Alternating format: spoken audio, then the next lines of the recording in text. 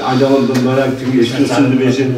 Sen Hamza'nın ne kadar şanı ne ya sıkıntı kadar tane ne de ama. Kulaç var azı bir inşallah.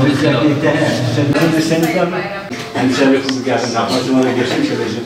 Hadi olsun mübarek verdim ama çanağın ne inşallah. Naklaşeteci varken diğer ne zah geçmiş. Peki hemşehri'de para ettim. Kırızdaba partisi. Hemşehri kız ziyaret videoda geçmiş olacak. Aydavan'a pilot. Aydavan'a gidecek. Allah'ın mübarek versin. Bizim şekerimizi. Yok olsun. Bizim de şekerimizi alın. Durumu iyidir abi inşallah. Buranın yerlisidir. Benim mahalle Denizli'den büyüğüm de hani iyi bir insandır. Allah sizden razı olsun. Güzel bilirsiniz. Mümine duası şifadır. İnşallah biz birbirimize dua edersek şifa olur. Rabbim katında kabul etsin. Allah'a emanet olun. Hayırlı bayramlar.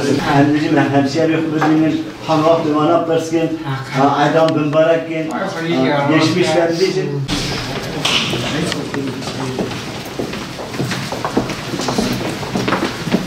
دوست تاج سر انسان چه لازم کنید دوادن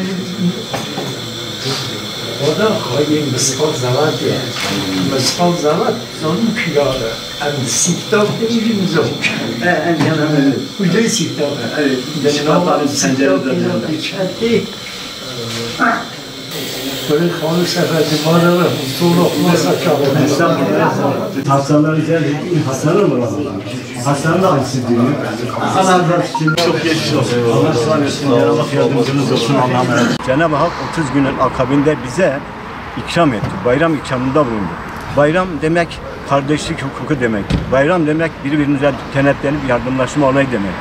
Bu arada İlimiz Devlet Hastanesi'nde yatan o hastaların da gönlünü almak için onlara da biraz teselli olsun diye acıların hafiflemesi için onları da ziyaret ettik. Geçmiş son dileklerimizi bildirdik ve bayramlaştık. Çok da makbule geçti.